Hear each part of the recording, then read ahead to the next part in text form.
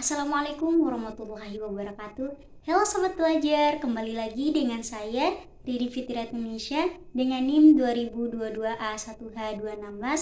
Kali ini saya akan membahas tentang hukum politik dan kekuasaan di Indonesia. Oke, yang pertama di sini saya akan membahas tentang hukum di Indonesia. Yang pertama yaitu konstitusi. Undang-Undang Dasar 1945 atau UUD 1945 merupakan dasar hukum tertinggi di Indonesia yang menentukan struktur negara, hak dan kewajiban warganya. UUD 1945 telah mengalami beberapa kali amandemen untuk menyesuaikan dengan perkembangan zaman dan kebutuhan masyarakat. Kemudian yang kedua adalah sistem hukum. Hukum Indonesia berasal dari pengaruh hukum kontinental Eropa, terutama Belanda, yang diperkenalkan selama periode kolonial. Sistem hukum ini juga mencakup unsur-unsur hukum adat yang berkembang di berbagai daerah di Indonesia. Kemudian yang ketiga yaitu jenis-jenis hukum. Yang pertama, hukum pidana mengatur perbuatan yang dilarang oleh hukum dan sanksi yang dikenakan kepada pelakunya. Contohnya, UU Narkotika yang mengatur penyalahgunaan dan perdagangan narkotika. Kemudian yang kedua yaitu hukum perdana, mengatur hubungan antar individu atau antar individu dengan entitas lain dalam kegiatan pribadi seperti berkawinan, waris, dan kontrak.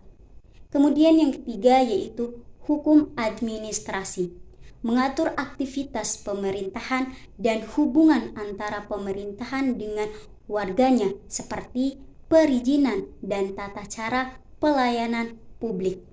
Kemudian yang keempat yaitu hukum tata negara, mengatur struktur, fungsi, dan kewenangan lembaga-lembaga negara termasuk hubungan antara lembaga-lembaga tersebut. Kemudian pembahasan yang keempat yaitu lembaga-lembaga hukum. Yang pertama yaitu Mahkamah Agung atau yang disebut MA, lembaga peradilan tertinggi yang memutuskan perkara kasasi dan memiliki kewenangan lainnya sesuai dengan UU. Kemudian yang kedua yaitu Komisi Yudisial, lembaga yang bertugas mengawasi perilaku etik hakim dan memberikan rekomendasi terkait penegakan etika di lingkungan peradilan. Kemudian yang ketiga yaitu Kepolisian dan Kejaksaan, lembaga penegak hukum yang memiliki tugas dan kewenang dalam melakukan penyidikan, penuntutan, serta pemberian saran hukum. Kemudian yang pembahasan yang kelima yaitu isu-isu aktual. Yang pertama yaitu reformasi hukum. Setelah era reformasi, Indonesia melakukan berbagai upaya untuk memperbaiki sistem hukumnya, termasuk peningkatan transparansi, akuntabilitas, dan efektivitas. Kemudian yang kedua yaitu hak asasi manusia atau yang disebut HAM. Peningkatan kesadaran dan perlindungan terhadap HAM menjadi fokus utama dalam pembangunan hukum di Indonesia, sejarah dengan komitmen internasional yang telah diratifikasi oleh Indonesia. Kemudian yang ketiga yaitu korupsi. Korupsi menjadi masalah serius yang dihadapi oleh Indonesia. Untuk mengatasinya dibentuklah Komisi Pemberantasan Korupsi atau yang disebut KPK sebagai lembaga independen yang memiliki wewenang khusus dalam pemberantasan korupsi. Kemudian yang kedua, saya akan membahas tentang politik di Indonesia. Yang pertama adalah sistem politik, demokrasi Pancasila. Indonesia menganut sistem demokrasi berdasarkan Pancasila sebagai ideologi negara. Pancasila sebagai dasar negara menggambarkan 5 prinsip dasar yang menjadi pedoman bagi seluruh kehidupan berbangsa dan bernegara. Kemudian yang kedua adalah lembaga negara. Yang pertama yaitu presiden dan wakil presiden.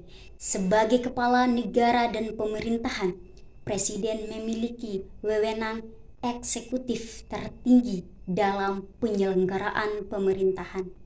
Kemudian yang kedua yaitu Dewan Perwakilan Rakyat atau yang disebut DPR. Lembaga legislatif yang mewakili rakyat dan memiliki fungsi pembuatan undang-undang. Kemudian yang ketiga yaitu Mahkamah Konstitusi atau yang disebut MK.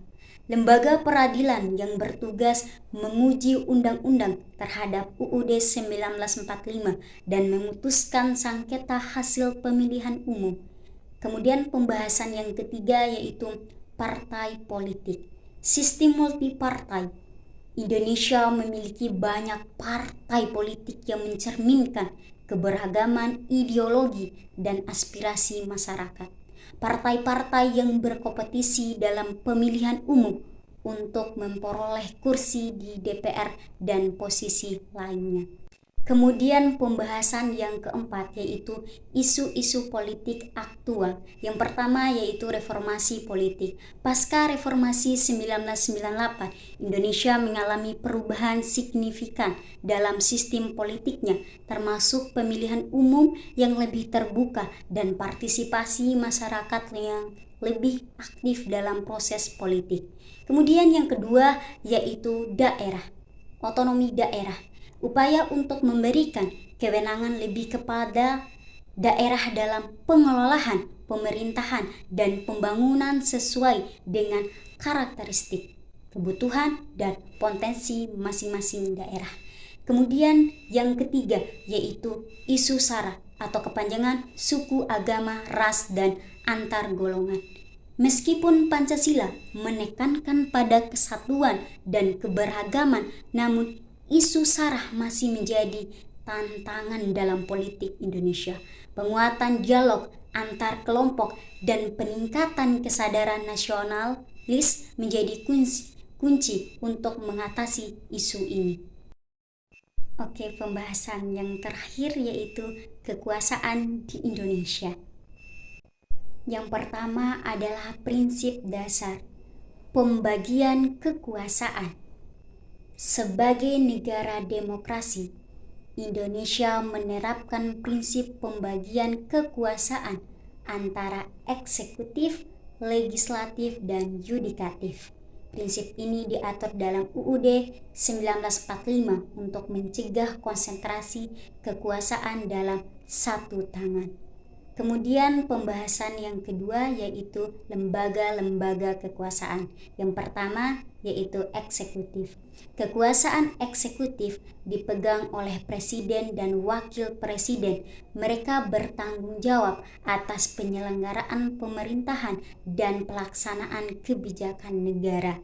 Kemudian yang kedua yaitu legislatif. Kekuasaan legislatif dipegang oleh DPR atau yang disebut Dewan Perwakilan Rakyat yang memiliki tugas utama dalam pembuatan undang-undang dan pengawasan terhadap kinerja pemerintah. Kemudian yang ketiga yaitu yudikatif. Kekuasaan yudikatif dipegang oleh MA atau yang disebut Mahkamah Agung dan lembaga peradilan lainnya. Lembaga ini memiliki wewenang dalam memutuskan perkara yang bersifat hukum dan konstitusi.